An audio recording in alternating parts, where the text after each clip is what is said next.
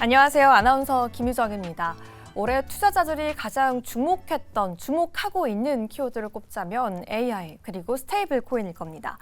그만큼 새로운 가상자산의 등장에 관심이 뜨거웠는데요.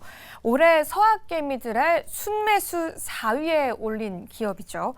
글로벌 스테이블코인 USDC의 발행사. 서클 인터넷 그룹인데요. 투자자라면 누구나 한 번쯤 들어봤을 그 이름입니다. 그래서 더 친숙하고 반가운 분이실 텐데요. 히스 타버트 서클의 총괄사장과 함께 미래금융의 주인공이 될 스테이블코인이 가야 할 길과 우리들의 대비 전략까지 함께 알아보도록 하겠습니다. I'm pleasure to meet you today.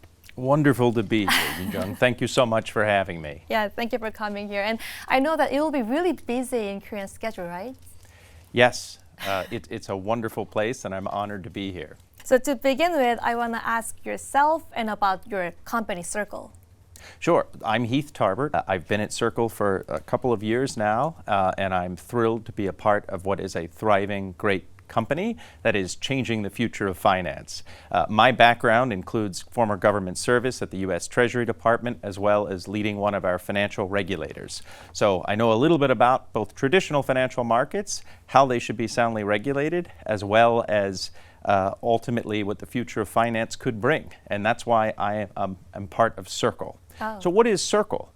Circle is a leading global fintech firm that's essentially a platform company on which we are building what we call the new internet financial system.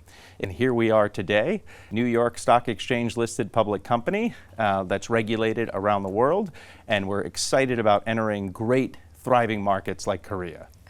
And also, I want to give basic information to our viewers. So what exactly is USDC, the stablecoin issued by Circle? Yeah, so Circle is, as I said, building the new internet financial system. And the best way to think about this is that the old way of moving money uses traditional systems. And these systems are very helpful and very good, but they don't reach the power of the internet. And we're able to send value over the internet because of blockchain technology and the cryptographic proofs that make it possible to send value safely and securely.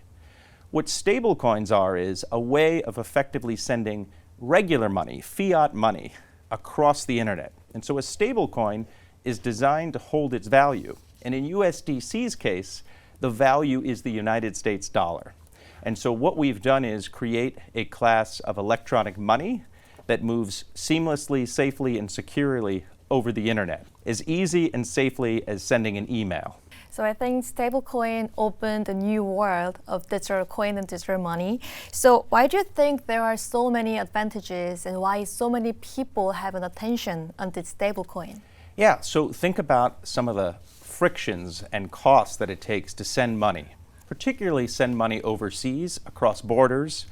Right now, it can take several days, at least in the United States, for a check to clear, for money to move from one account to the other. If you want to send money across borders, sometimes you have to pay exorbitant fees, 6 to 7%. There are millions and millions of people around the world that don't have access to bank accounts, so they can't even be able to send money.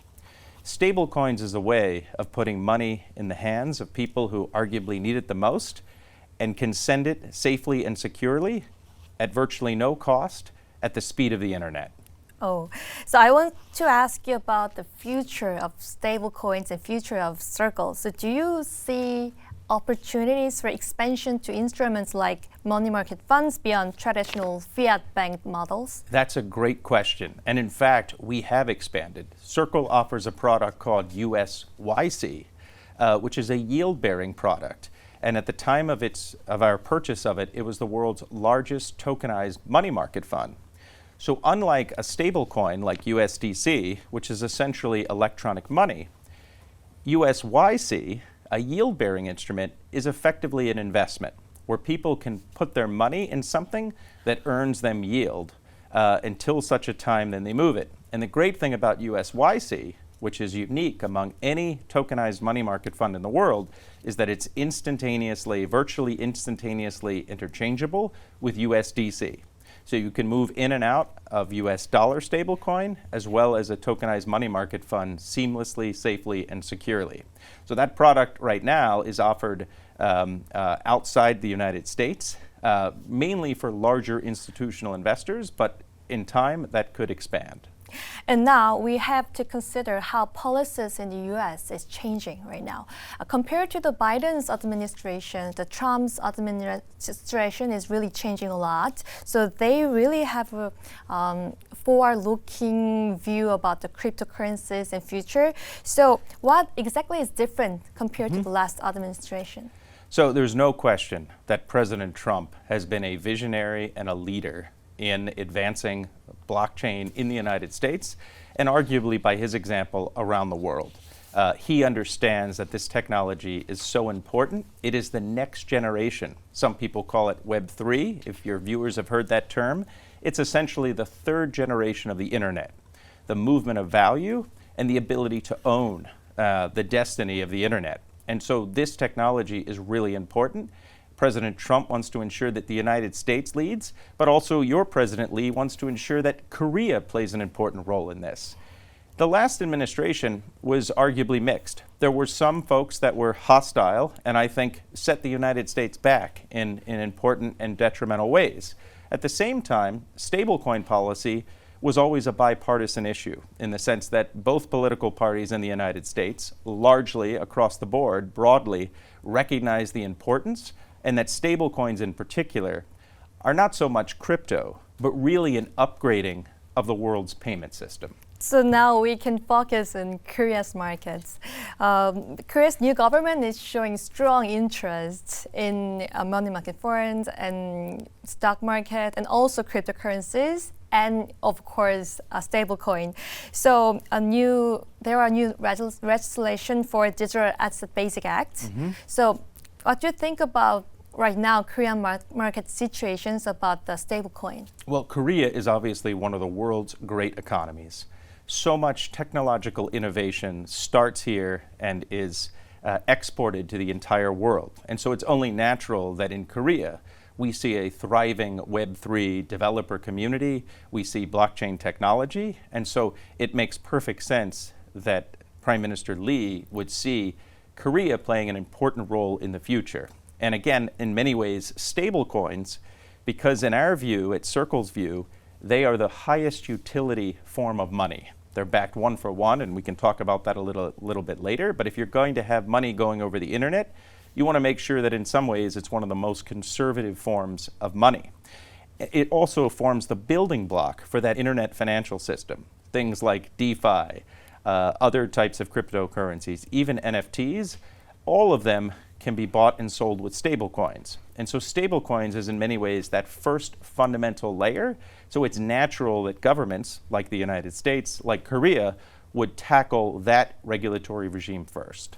So in these situations and Koreans really strong needs to move to the stablecoin. So can I ask you the goal and your intention to come and visit Korea? Well, Circle has been working with governments and partners and communities of developers around the world.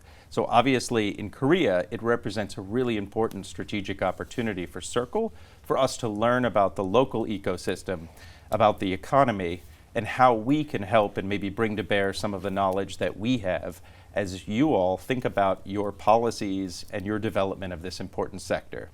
Then is Circle also considering to produce and make Korea won denominated stablecoin in the future? So right now we obviously have one of the world's leading dollar stablecoins as well as one of the world's leading euro coins.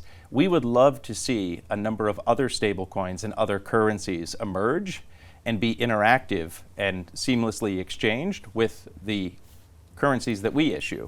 That doesn't necessarily mean that Circle itself has to issue a Korean won, but we would like to be supportive and understand what the plans are so we can bring potentially our technical knowledge to bear, both as policymakers consider the importance of a won stablecoin as well as the local players in the market.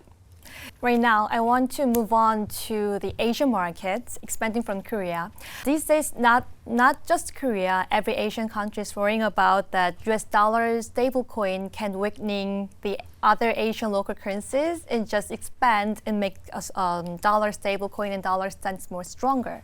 So how do you think about that? Yeah, so look, I think if you're a established central bank that has a policy of sound local currency, sound money, you have nothing to worry about.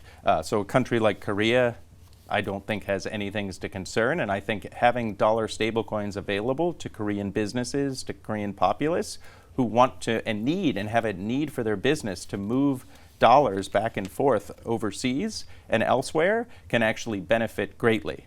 We are the only stablecoin, USDC, dollar stablecoin, and stablecoin at all that's actually authorized in Japan. So governments around APEC are recognizing the importance of stablecoins and the importance of having their businesses and others be able to send dollars in and out of their local currency in a seamless, efficient, and cost-effective way. Let's focus on more unique market situation and environment of Korea, because so many Korean people say that Korea has highly advanced payment system, for example, credit cards and fintech apps. So because of this, so many people in Korea say that we don't really need stablecoin, and stablecoin is not that much necessary in Korea. What do you think about? So first of all, Korea should be applauded in having an advanced domestic payment system. Many countries don't have the advancements, including the United States, by the way, that Korea has. At the same time, your payment systems only go to your border effectively. And so stablecoins at the very least, even if you have a great domestic payment system, there is probably a need, given the interaction between Korea and the rest of the world, to be able to go on public blockchains and be able to send stablecoins back and forth. So my view and the view of Circle is that the internet financial system is growing and the on-chain economy is becoming more and more important day by day. In fact, year over year, stablecoin transactions globally have grown at 75%. But that doesn't mean we won't still have the legacy financial systems that play an important role. Both the new blockchain internet financial system and the traditional financial system can exist side by side and actually benefit from one another. So to go with stablecoin and to cross the border, we have to talk about the key issue about the credibility and trust. So many Korean investors were really shocked last 2022. Do you remember Terra Luna collapse? Oh, I remember it well. Yeah. And in fact, there's a stadium in Washington, D.C. that still bears the name Terra Luna. Yes, so many Korean investors were damaged because of this event. So do you have any plans and do you have any strategy to make the trust and stability in Circle's side? That has been the strategy of Circle since 12 years ago when we were founded by Jeremy Allaire. Very important that Korean viewers understand, and viewers around the world, a so-called stablecoin, and I don't even use that term when I talk about a Terra Luna, and something like a USDC, are so radically different that they can't be compared. What Circle tried to do is say, if ultimately this is going to be the new form of money on the internet, how do we make it as safe, secure, transparent as possible? How do we ensure that when you send a USDC, you're actually sending the effective equivalent of $1 and you can depend on that? So Circle was the first company globally to have one-for-one backing of its reserves, ensuring that every dollar was in fact of USDC was backed by very high-quality liquid assets. Transparency. Circle put on its website, and even to this day, you can look at our reserves, nearly $68 billion of USDC issued, and literally trace the assets that are backing it dollar for dollar. At the same time, Circle also got attestations and audits to show the world that the money is there and give confidence. And we've also sought regulation. And under the Genius Act in the United States, we will be supervised by our national bank regulator as we issue USDC. Virtually no other companies around the world have done that. So trust, stability, and transparency have been very important, and we've advocated for rules and regulations like the Genius Act in the United States that essentially enshrine Circle's way of doing business. And so that is what makes us very different. And things like Terra Luna, in my view, should never be thought of as digital fiat currencies. Of course, and I agree. Because you mentioned the backing dollar and liquidity, I want to ask you about, compared to the existing and other blockchain and cryptocurrencies, how can Circle secure the liquidity for payments? Yeah, so liquidity is one of our 4 key pillars of how we essentially build our stablecoin. You've got to be able to move in and out of USDC very seamlessly. And so we have a network of global banks around the world and partners that make USDC available quickly, safely, and securely with that sufficient liquidity. We also work globally with the largest exchanges around the world to help ensure that when individuals want to move from USDC into another asset or back to fiat, they can do so again with great liquidity. And how do you think about Tether, the USDC's main competitor? Our competitors can speak for themselves, but we strongly believe that USDC is the very best US dollar stablecoin around the world. Same with EURC. And what I would say is that we have founded our business on trust, transparency, and compliance. Other folks out there have not. And the other interesting thing to note is many of the other stablecoins that are so-called dollar stablecoins aren't issued from the place where dollars come from. They're not issued from the United States. Circle is headquartered in New York City, the major financial capital of the United States. Imagine a Korean K-pop band that's not from Korea. Our view is that ultimately, large institutions as well as retail folks, when they want to use a dollar stablecoin, will want to use a dollar stablecoin that's trusted, transparent, and compliant, and issued from the place where dollars come from, the United States. And recently, I heard that Circle launched a new blockchain mainnet. So, what is your plan to using it to make expand it? Yeah, so we're very excited about ARC, the ARC network, which is our new Layer 1 Ethereum-compatible blockchain. It's important to note, however, that Circle, in building the future internet financial system, strives to be infrastructure neutral, platform neutral. And so USDC is native on over nearly 25 blockchains. And we continue to support all of the blockchain ecosystems as a company. At the same time, we found that each ecosystem is unique, it's different, and there were certain features out there that no blockchain had. For example, sub-second finality for large financial institutions that want to move serious money across borders. There was, in some cases, very little in the way of confidentiality. So if large institutions are trying to move money back and forth, or large industrial companies are trying to buy and sell goods and services, there needed to be a layer of confidentiality that at the same time allowed reporting to regulators for AML, CTF compliance. And finally, many blockchains use a native token for gas fees. That's the fee that allows the blockchain transactions to be validated. And these native tokens are very volatile. And so people came to us and said, we'd love it if, for example, you could just pay for gas with USDC. So you could pay a penny, for example, for every transaction, and it would be dependable, predictable, etc. So we said that there's a need for a specialized blockchain, which is ARC, which is meant to move stablecoins and other types of financial assets, largely for institutional players, with those attributes that I just mentioned. And so ARC is a really important need that fills a market necessity, but at the same time, Circle is committed to all of these other blockchain networks around the world. So in this moment, I want to ask you, can you give any messages and can you introduce about the Circle to our Korean investors and viewers? Circle, again, is a internet platform company. So we are not just issuing a stablecoin.